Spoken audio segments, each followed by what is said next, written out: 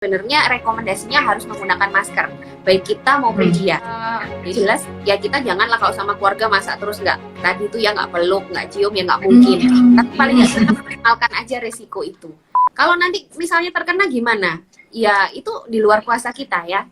Tapi kalau kita sudah berusaha itu paling nggak kita sudah ada apa namanya istilahnya ikhtiarnya ada lah daripada kita benar-benar los-losan ya. Karena kalau menurut saya orang-orang yang lebih berhati-hati itu kalaupun sakit itu seharusnya dia tidak akan sakit berat karena virusnya tuh pasti sedikit. Tapi beda sama kalau misalnya kita tuh benar-benar nggak hati-hati, kita membiarkan nggak cuek aja gimana, virus itu akan banyak. Kalau virus banyak pada orang-orang yang rentan itu jatuhnya kondisinya berat. Tapi kalau kita hati-hati, paling nggak itu jumlah virusnya diminimalkan. Kalaupun kita sakit, itu harapannya ya udah sakit kalau sembuh kan sebenarnya nggak apa-apa ya, gitu loh. Jangan sampai ke kondisi berat. Ya kayak keluarganya Mbak Citra, mungkinnya sebenarnya sudah hati-hati, mungkin ya. Terus, nah tapi kan alhamdulillah nggak ada yang kondisi berat kan, gitu loh. Jadi sakit ya udah nggak apa-apa, tapi nggak sampai jatuh harus yang dirawat di rumah sakit, membutuhkan. Suami aku dirawat dok. Dirawat. Oh tapi mungkin suaminya kenanya memang di luar kan, bukan di rumah gitu kan. Nah itu kalau di luar, makanya itu kalau di rumah kita hati-hati, paling nggak caranya kita bisa meminimalkan itu gitu loh. Ya, ini maaf ya dok, karena tema kita malam hari ini adalah COVID dan klaster keluarga, jadi pasti aku akan tanyakan relasi dengan suami istri loh dok. Karena ini pasti pertanyaan sejuta umat yang selalu ragu untuk ditanyakan. Ini maaf kata nih ya dok, maaf kata nih. Penularan COVID itu kan utamanya dari droplet dong ya. Ada anaknya ya dok, ya udah saya pelan-pelan nih ngomongnya. Nah, kalau misalnya nih kita, salah satu hal yang saya syukuri ya dok pada saat suami saya sakit udah mulai menunjukkan demam adalah pada saat itu saya sedang menstruasi, sehingga saya dan suami itu minim sekali kontak fisik. Dalam hal ini adalah tidak ada aktivitas intim ya. Nah, maksud saya gini dok, ini adalah hal yang akan sangat sulit dihindari terutama suami istri jika dalam satu rumah. Sementara kalau kita aktivitas intim nggak mungkin dong nggak ada pertukaran droplet nih, mohon maaf ya, terlepas dari COVID bukanlah penyakit menular seksual. Nah sebetulnya kalau dari rekomendasi medis sendiri nih dok terkait berhubungan intim kaitannya dengan COVID supaya aman, apa sih dok sebetulnya dok gitu loh. Ini buat panduan kami nih para pasutri yang resah gitu sebetulnya. Ya, sebenarnya belum ada panduan ininya ya, maksudnya panduan resmi gitu-gitunya tuh nggak ada. Tapi yang penting kalau memang sedang sakit, yang ditunda dulu, karena kan memang penularan itu ya kita tetap pegang masa penularan lah ya. Jadi kalau misalnya sakit, terutama misalnya tanpa gejala atau gejala ringan, itu kan masa penularan minimal 10 hari ya, sampai gejala hilang ditambah 3 hari gitu kan. Ya udah kalau masih bergejala dan masih dianggap belum sembuh ya ditunda dulu, karena itu resiko bisa menularkan, apalagi kalau pasangannya sebelumnya tidak sakit gitu kan ya. Jadi ya lebih baik menunggu memang benar-benar sembuh, karena kriteria sembuh dari COVID ini yang mungkin harus diubah mindset ya di masyarakat, bukan swabnya harus negatif, no, tapi paling enggak sudah melewati masa penularan. Karena kalaupun melewati masa penularan, dia sudah sembuh, terus dia gejala sudah hilang, dia dikatakan sembuh meskipun PCR-nya positif, dia tuh tidak menular gitu loh. Itu hanya istilahnya bangkai virus. Ya udah kalau sudah jadi kalau sudah memang dinyatakan sembuh ya udah nggak apa-apa. Tapi kalau belum lebih baik ditunda ya demi keselamatan pasangannya juga gitu loh. Jadi kalau patokan resminya tuh nggak ada, belum ada ya. Sama lah seperti penyakit lain, kalau lagi sakit lagi menular kan ya menunda dulu ya. Jadi sama sih prinsipnya kayak gitu. Nah, Bapak Ibu yang resah ya mohon ya diperhatikan tuh arahan dari Bu Dokter nih. Tunggu sampai sehat, masa penularan minimal masa penularan berakhir ya dok ya. Nah dok, ini kalau misalnya nih di sini ada audiens kita yang belum pernah sama sekali ngalamin ada keluarga yang COVID. Sebetulnya pada saat salah seorang keluarga kita dinyatakan positif COVID nih, langkah pertama apa yang harus kita lakukan? Ya, kalau ada yang positif COVID, yang positif ini harus segera isolasi ya mestinya ya. Tapi isolasinya ini apakah bisa isolasi mandiri atau harus di rumah sakit? Ini tergantung gejalanya ya tergantung gejalanya. Idealnya itu kalau hanya tanpa gejala atau gejala ringan itu boleh di rumah, boleh isolasi mandiri asalkan juga rumahnya memenuhi syarat untuk isolasi mandiri. Karena salah satu penyumbang terbesar klaster keluarga ini adalah juga melakukan isolasi mandiri yang salah.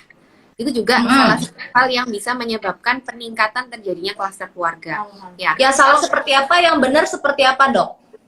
Ya, jadi yang ini yang kita ngomong yang salah dulu ya. Yang salah itu kebanyakan orang-orang mungkin gejalanya ringan, lalu dia menganggap sepele. Isolasi mandiri itu dia anggap pokoknya saya di rumah, tapi dia tetap berinteraksi dengan keluarga yang lain meskipun pakai masker, tapi dia masih masa menular. Itu harusnya dia diisolasi benar-benar, dia aktivitasnya terpusat di suatu tempat yang terpisah dari keluarganya. Makanya yang memenuhi syarat itu adalah rumah-rumah yang punya ruangan khusus. Artinya ada orang yang bisa misalnya tidur atau kamar mandi terpisah, itu idealnya. Tapi kalau kamar mandi sebenarnya kalau cuma ada satu nggak masalah sih, itu bisa maksudnya bisa modifikasi caranya lah gitu ya. Tapi kalau disiasati lah ya.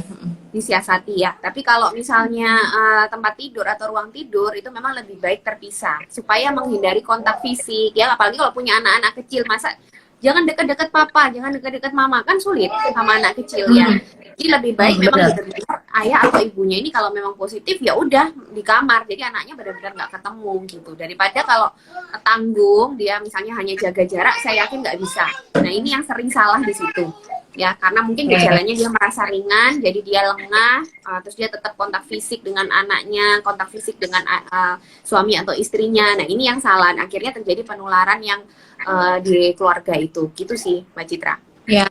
Terus sering kali juga denial, Dok. Denial, nggak positif banget. Nah itu tolong banget dihindari teman-teman, jangan sampai karena kita denial. Sebetulnya perlu nggak sih, Dok, begitu satu keluarga dinyatakan, misalnya salah satu anggota keluarga dinyatakan positif COVID, sekeluarga wajib swab sebetulnya. Nah itu berarti kalau ada satu ya yang positif, berarti yang lain itu statusnya kontak erat. Ya, kalau status kontak erat itu kalau kita merujuk ke pedoman Kemenkes itu tidak perlu tes, hanya perlu karantina. Jadi sebenarnya ya bareng-bareng. Jadi misalnya yang positif ini isolasi di kamar, ya. Terus yang keluarga yang lain ini juga karantina di rumah. Artinya dia nggak boleh keluar rumah. Dia tidak boleh berinteraksi dengan orang lain dulu. Tapi tidak harus di kamar, cuman di rumah aja lah. Maksudnya dia tidak keluar rumah. Jadi dia karantina sampai sekitar 10-14 hari juga. Nah, kalau tidak muncul gejala di selama itu, tidak perlu tes. Itu kalau menurut pedoman Kemenkes. Atau bila misalnya dalam waktu itu dia bergejala, ada yang bergejala, nah itu baru dites. Gitu. Oh, mungkin di sini concernnya lebih kepada cost efisiensi kali ya, Dok. Artinya sebetulnya kalau kita mau tes nggak apa-apa kan? Nggak apa-apa, tapi takutnya kalau hasil negatif dianggap nggak apa-apa. Terus akhirnya keluar karantina. Nah, itu yang banyak terjadi, yang salah juga itu. Jadi orang-orang merasa saya kontak dengan keluarga saya, besoknya dia langsung tes, hasilnya negatif, dia langsung merasa aman. Padahal masa inkubasi itu berjalan sampai 2 minggu. Artinya mungkin sekarang dia tes negatif, belum tentu beberapa hari kemudian dia tetap negatif, kecuali dia mau tes tiap hari. Kan nggak mungkin. Tajir banget anak sultan. Ya, makanya gitu. Lu ada yang lewat. Ya, ya, dipahami Dok. Justru jangan sampai hasil tes itu membuat kita lengah, gitu ya Dok ya. Ya, karena fokusnya itu seperti tadi yang Mbak Citra bilang, apakah kita harus tes swab tiap minggu atau apa? Jadi yang harus dipahami itu bukan tesnya, ya, bukan tesnya, tapi konsep protokol kesehatannya itu yang lebih penting. Jadi pernah dengar ya kemarin ada artis satu keluarga yang katanya PCR tiap minggu swab, tapi ternyata kena juga. Nah itu kalau diibaratkan, saya kutip dari perkataan Dokter Dirga ya, Dokter Dirga SPPD itu, dia bilang begini, ya anggap aja itu analoginya, kenapa saya bisa hamil padahal saya tes pack terus ya tiap minggu.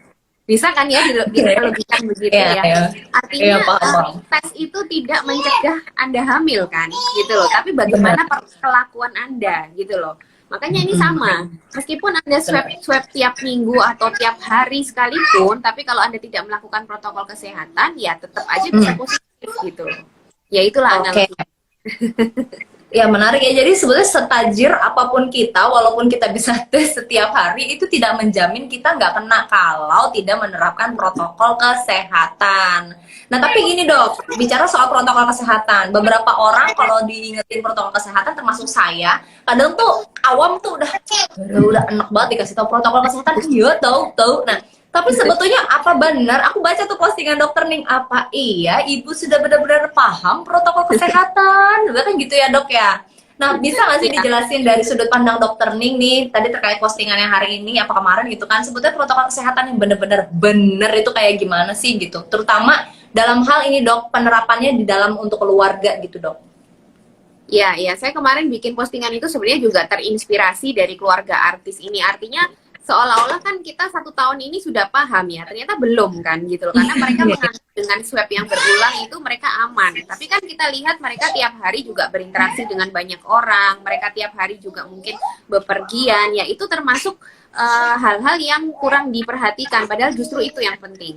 Ya jadi intinya itu protokol kesehatan itu gimana usaha kita untuk mencegah kita terinfeksi atau minimal mengurangi kemungkinan jumlah virus yang masuk ya ke dalam tubuh kita. Yang pertama jelas masker, karena masker itu jelas menutup jalur masuk virus ya. Jadi hidung dan mulut kita ditutup. Itu jelas ya masker. Lalu tetap yang jangan bosen itu yang 5M itu ya, masker, cuci tangan, menjaga jarak, itu semua tujuannya untuk mengurangi. Tapi yang juga jangan dilupakan adalah gimana aktivitas kita selama ini. Jadi kalaupun kita masih pakai masker, tapi terus kita sering bepergian di tempat yang berkerumun ya, itu sama aja. Terus kita interaksi sama seseorang, terus foto bareng buka masker cuman 1 menit misalnya.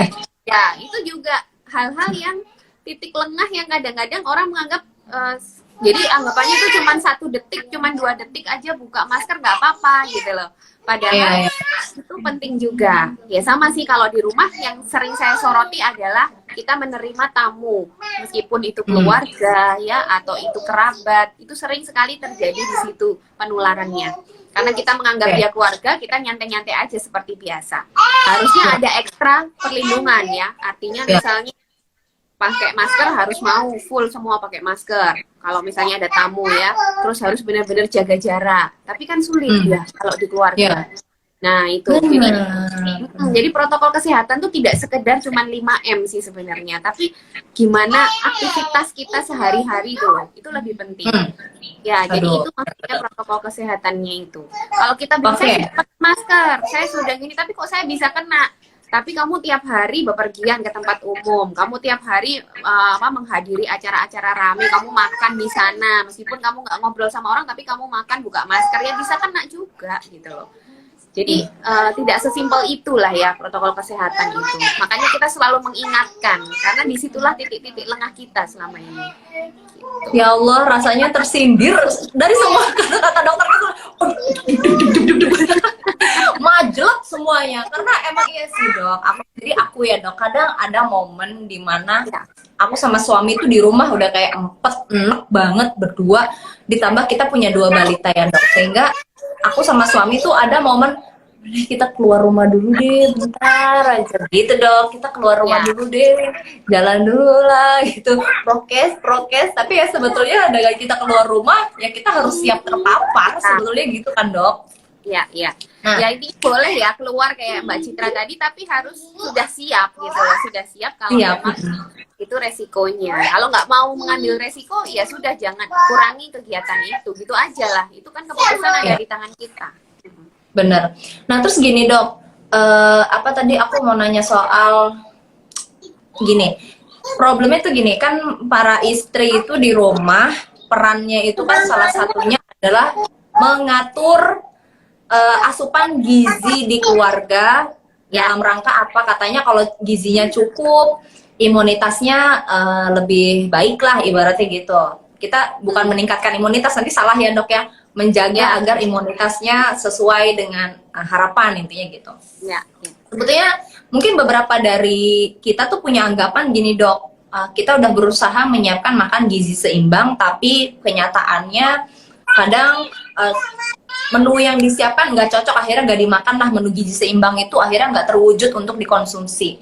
Terus kita cukup agresif untuk menyiapkan vitamin, terus nyiapin cairan nasal, terus nyiapin povidone iodin. Aku baca juga tuh postingan itu ternyata.